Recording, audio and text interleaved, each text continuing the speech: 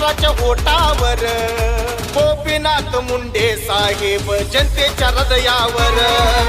गोपीनाथ मुंडे साहेब जनतेच्या हृदयावर गोपीनाथ मुंडे साहेब जनतेच्या हृदयावर